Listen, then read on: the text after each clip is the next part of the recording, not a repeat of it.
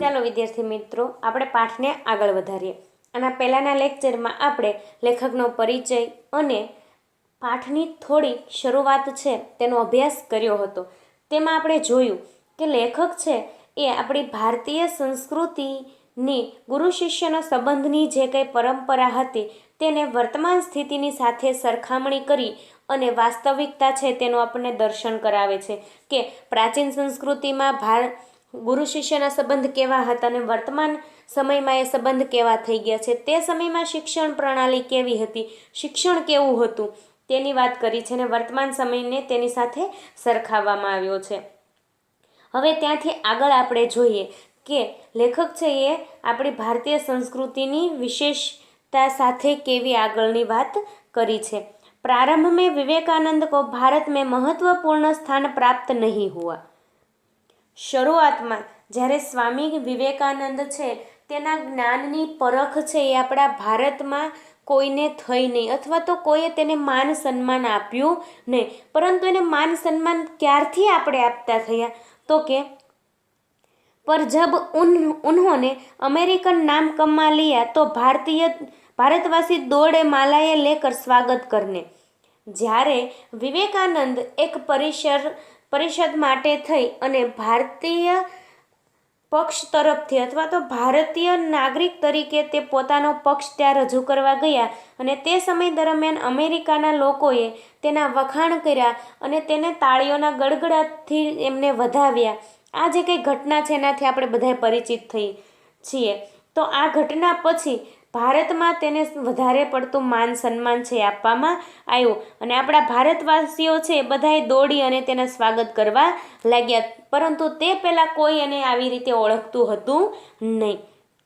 આ એક ઉદાહરણની સાથે લેખક છે એ આપણને આપણી ભારતની વાસ્તવિકતા છે તે રજૂ કરે છે કે આપણી ભારતીય લોકોની એક માનસિકતા એવી બંધાઈ ગઈ છે કે કોઈ પણ વસ્તુ હોય જે આપણે ભારતની હોય અથવા તો આપણી ભારતની પ્રણાલી હોય, સંસ્કૃતિ હોય, એને આપણે ઝડપથી સ્વીકાર કરતા નથી. પરંતુ એ જ કોઈ વસ્તુ કે કોઈ પરંપરા, કોઈ સંસ્કૃતિ છે એ વિદેશવાળા તેને અપનાવે અને ત્યાર પછી જો એના વખાણ થવા મળે એટલે આપણે એને અપનાવીએ છીએ. આ એક આપણી વાસ્તવિકતા છે કે આપણી જ વસ્તુ બહાર જાય અને તે વખણાઈને પાછી આવે પછી આપણે એને અપનાવીએ છીએ, ત્યાં સુધી આપણે એને અપનાવતા નથી. આ વાસ્તવિકતા છે લેખક અહીંયા રજૂ કરે છે, આપણને તેના દર્શન કરાવે છે. रविंद्रनाथ ठाकुर को भी नोबेल पुरस्कार मिला तो बंगाली लोग दौड़े यह राग आलेपते हुए અમાદેર ઠાકુર સપૂત. જ્યાં સુધી રવિન્દ્રનાથ ઠાકુર છે તેનું શિક્ષણ અથવા તો તેનું જ્ઞાન છે એને કોઈએ માન સન્માન આપ્યું નહીં, પરંતુ જ્યારે તેને વિશ્વ લેવલે નોબેલ પુરસ્કાર આપવામાં આવ્યો પછીથી બંગાળના લોકો દોડતા એને સ્વાગત કરવા લાગે છે ને દોડતા જાય છે ને શું બોલે છે તો કે અમારો ઠાકુર છે એ અમારા ઠાકોરનો સપૂત છે અથવા તો અમારા કુળનો દીપક છે. આવા વાક્યો સાથે તેનું સ્વાગત કરે છે, પરંતુ તે પહેલાં કોઈ એને વ્યવસ્થિત ઓળખતું પણ હતું નહીં. दक्षिण भारत में कुछ समय पहले तक भरतनाट्यम और कथकली को नहीं पूछता था. આવી જ રીતે હજી આગળ ઉદાહરણ દ્વારા પણ લેખક સમજાવે છે કે આપણી દક્ષિણ ભારતની જે કંઈ નાટ્ય છે અથવા તો જે કંઈ નૃત્યો છે એને આપણે લોકો એટલા બધા ઓળખતા હતા નહીં. કયા તો કે ભરતનાટ્યમ અને કથકલી આ બંને છે આપણા ભારતીય નૃત્ય છે જેને આપણે પ્રાચીન સંસ્કૃતિથી ચાલ્યા આવતા છે, પરંતુ એને થોડા સમય પહેલાંની વાત છે, હજી કોઈ એને વ્યવસ્થિત ઓળખતા ન હતા.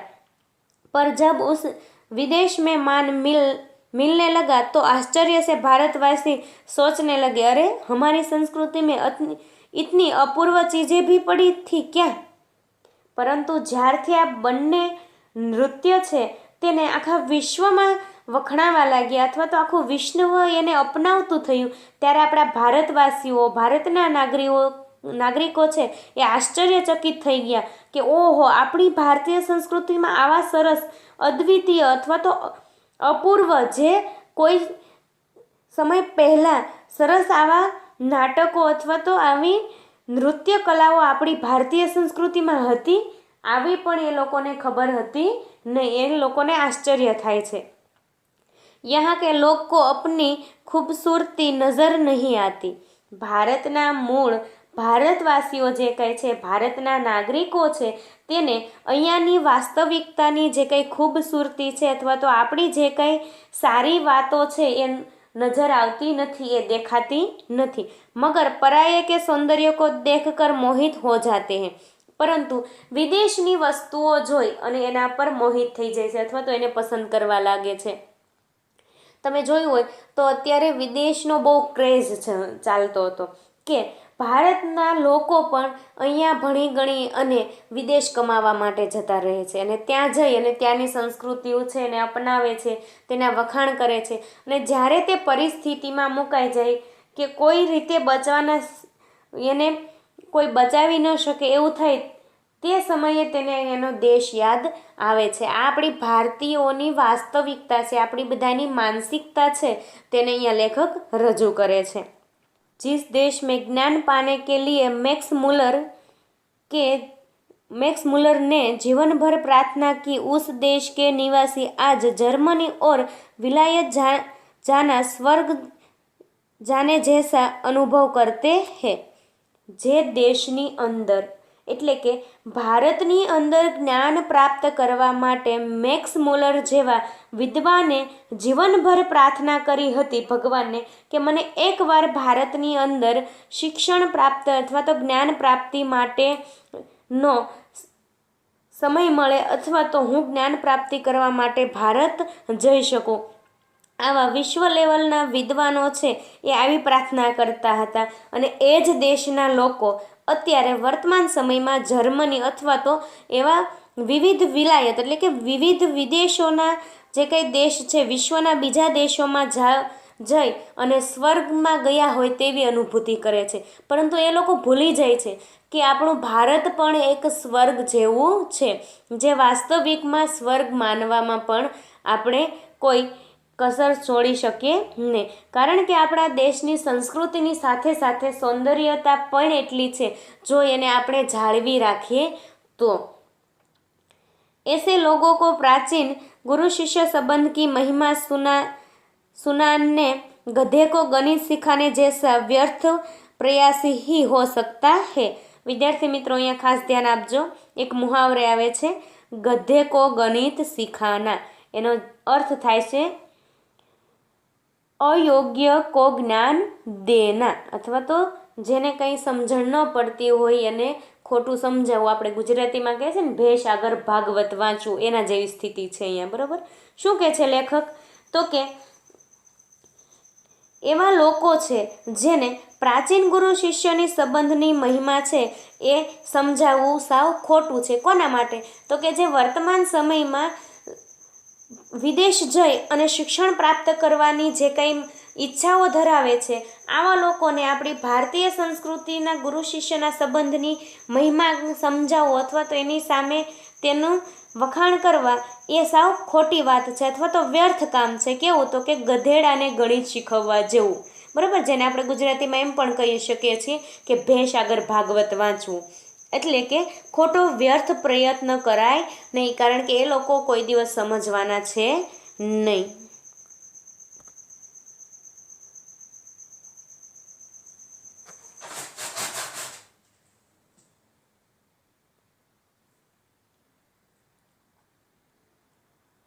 एक बार प्रसिद्ध भारतीय पहलवान गामा मुंबई आए।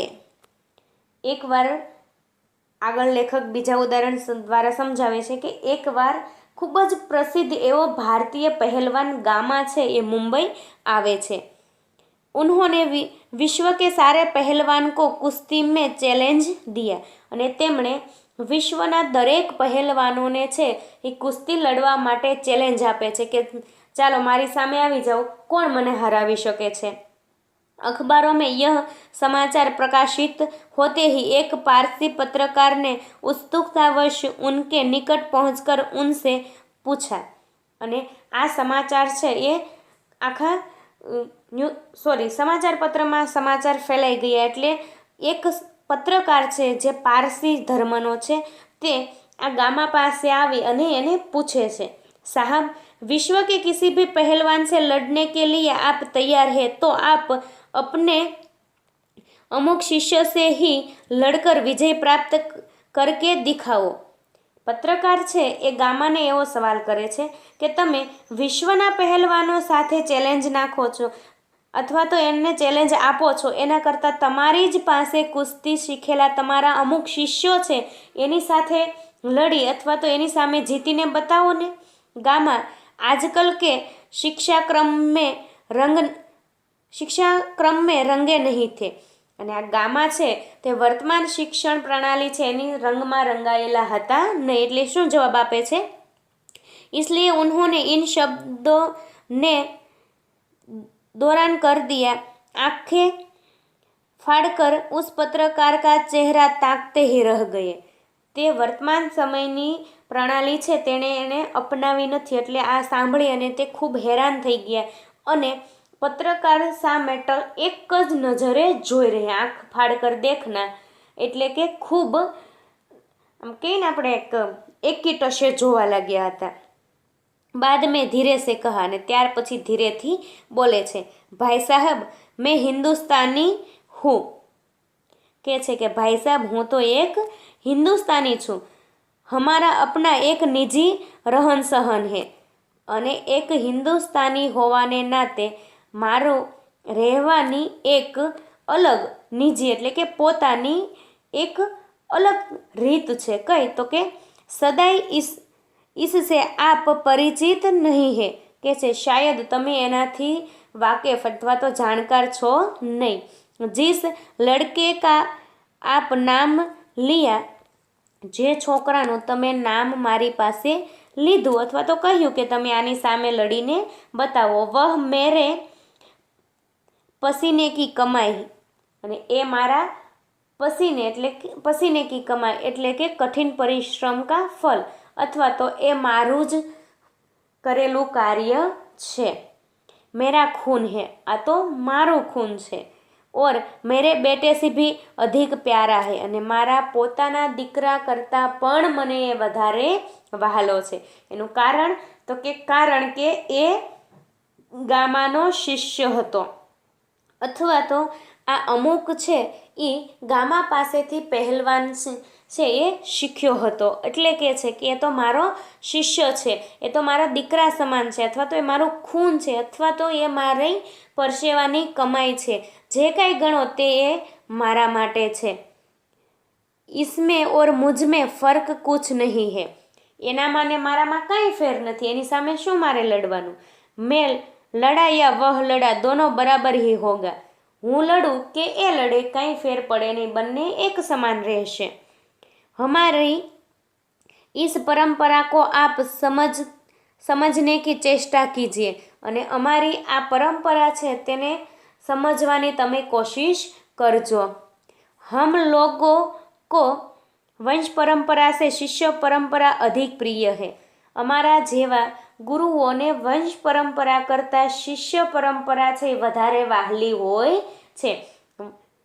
ख्याति और प्रभाव में हम सदा यह चाहते हैं कि हम अपने शिष्यों से कम प्रभावित रहे। ખ્યાતિ અથવા તો નામના અને પ્રસિદ્ધિમાં બીજાના ઉપર પ્રભાવ પાડવામાં અમારા માટે હંમેશા એક જ પ્રાર્થના હોય છે કે અમારા કરતાં અમારા શિષ્યો છે એ આગળ વધે, અમારા કરતાં અમારા વિદ્યાર્થીઓ છે એ વધારે નામ કમાય, અમારા કરતાં એની ઓળખાણ અથવા તો એનું જે કંઈ માન સન્માન છે એ હંમેશા વધારે હોવું જોઈએ।